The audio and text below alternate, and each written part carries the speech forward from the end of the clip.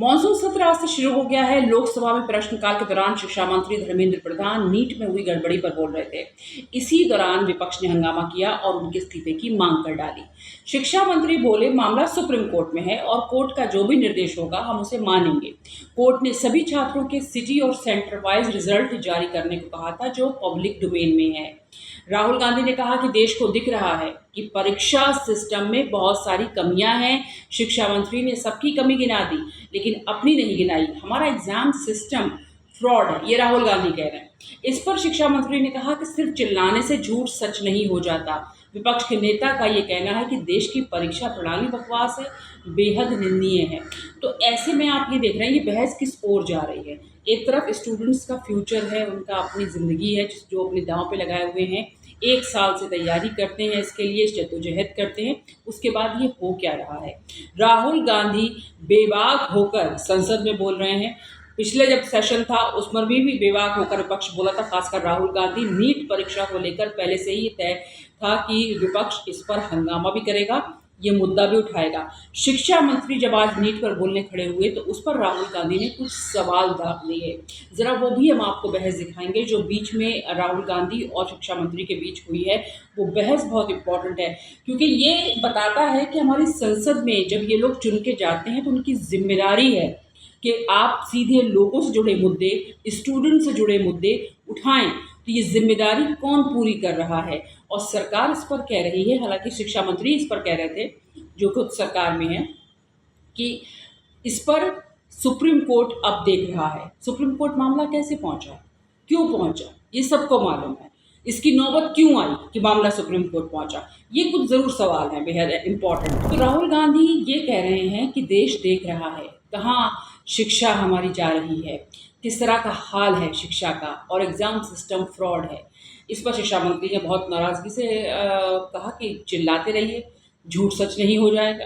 विपक्ष के नेता का ये कहना है कि देश की परीक्षा प्रणाली बकवास है। और उल्टे प्रधान ने यह भी कहा कि 2010 में मनमोहन सिंह सरकार में कपिल सिब्बल शिक्षा सुधार के लिए 3 बिल लाए, उनमें से एक अनियमितता रोकने के लिए था, उसे किसके दबाव में वापस लिया गया। ये सवाल शिक्षा मंत्री ने उठाया है। क्या ये निजी मेडिकल कॉलेजों के दबाव के कारण था? और वे यानी कि राहुल गांधी हमसे सवाल पूछ रहे हैं। लोकसभा में विपक्ष के नेता राहुल गांधी ने संसद के बाहर कहा कि शिक्षा मंत्री धर्मेंद्र प्रधान को जवाब देना चाहिए था।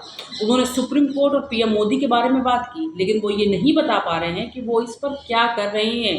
नीट युवाओं के लिए बहुत महत्वपूर्ण मुद्दा है। हमने हमेशा संसद में चर्चा की मांग की है, लेकिन सरकार इसमें दिलचस्पी नहीं ले रही है। हम इस मुद्दे को उठाते रहेंगे और सरकार पर दबाव बनाते रहेंगे। और आपको याद होगा कि राहुल गांधी नीट की जो स्टूडेंट्स हैं उनसे मुलाकात लगातार कर रहे हैं। लगातार उनका जो कांग्रेस पार्टी का एक विंग है वो लगातार इसको लेकर प्रोटेस्ट भी कर रहा है, लगातार इसको लेकर आवाज़ उठाई जा रही है। नीट स्टूडेंट से लगातार संपर्क किया जा रहा है कि उनका क्या हाल है, क्योंकि आपको अच्छे से मालूम है कि नीट स्टूडेंट विरोध प्रदर्शन करने पर उतर आए, सड़कों पर उतर आए। अब ये मामला सुप्रीम कोर्ट में है जिसमें कई याचिकाएँ दी गई हैं। Speaker sir, it's obvious to the whole country,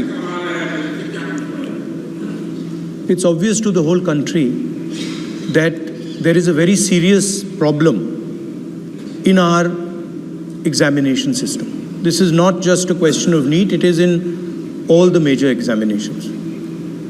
Now, the minister has blamed everybody except himself, right? I don't even think he understands the fundamentals of what is going on here. आप प्रश्न क्या है आपका? आ रहा हूँ sir. ये मैं question को सेटअप कर रहा हूँ। इसलिए प्रश्न पूछते हैं। ये the issue is that there are millions of students in this country who are extremely concerned at what is going on and who are convinced that the Indian examination system is a fraud. That is what is at stake here.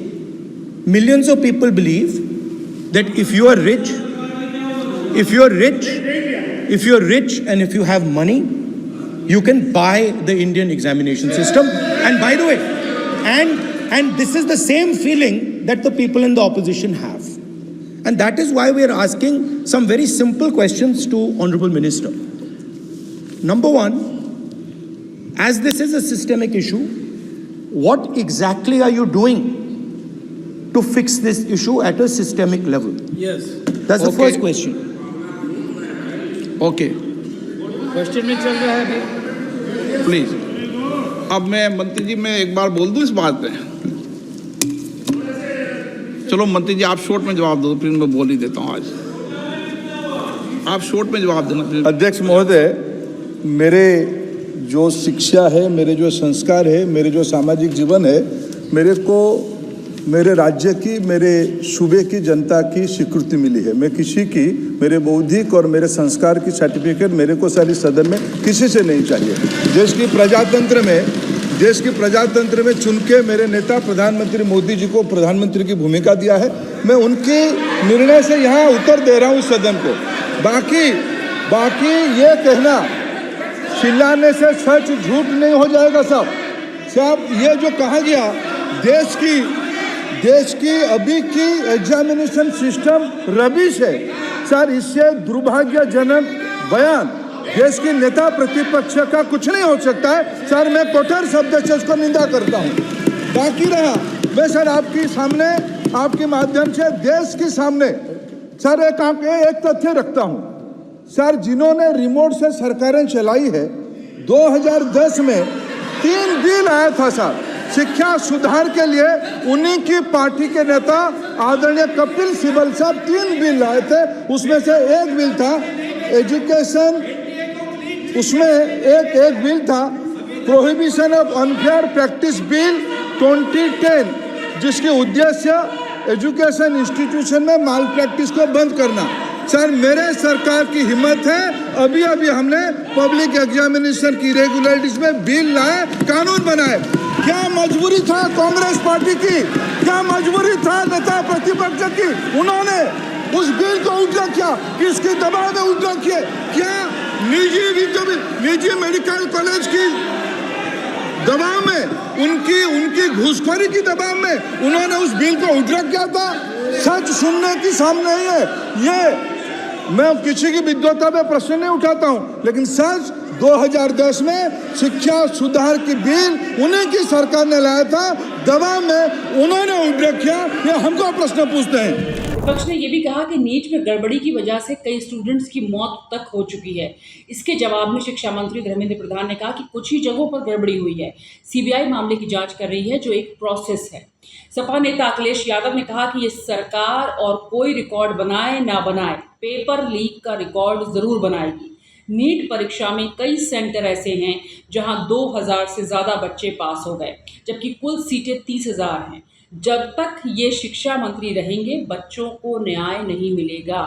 चौतरफा घिरे हुए शिक्षा मंत्री नजर आए हैं इस पूरे मामले पर।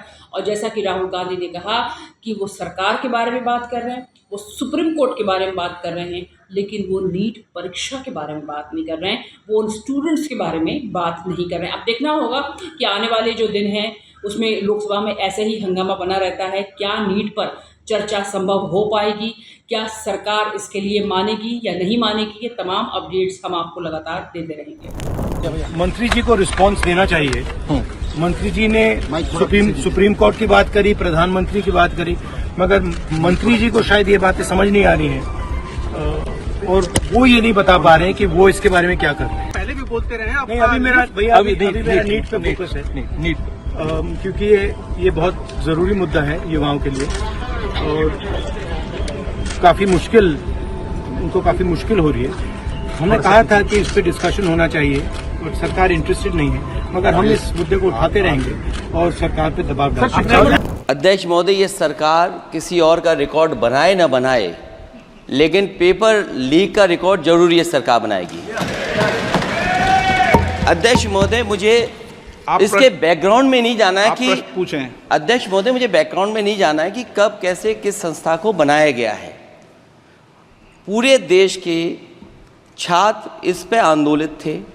लगातार अखबार और सीबीआई की जांच के बाद चीज़ें सामने आ रही हैं, लोग पकड़े जा रहे हैं, जेल भेजे जा रहे हैं। मैं अध्यक्ष महोदय आपके माध्यम से पूछना चाहता हूँ मंत्री जी से, क्या सेंटर वाइज जिन बच्चों को सबसे ज़्यादा नंबर मिले हैं, क्या उसकी सूची जारी करेंगे?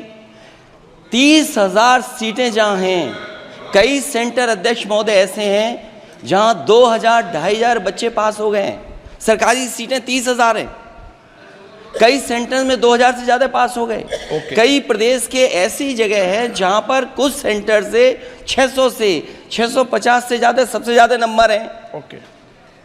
और अगर वो संस्था इतनी क्रेडिबल थी तो अध्यक्ष महोदय जिन सेंटर्स पे ये परीक्षा हुई उन सेंटर्स का इंफ्रास्ट्रक्चर क्या था? क्या मंत्री जी ने जानकारी की थी इस बात की? ओके।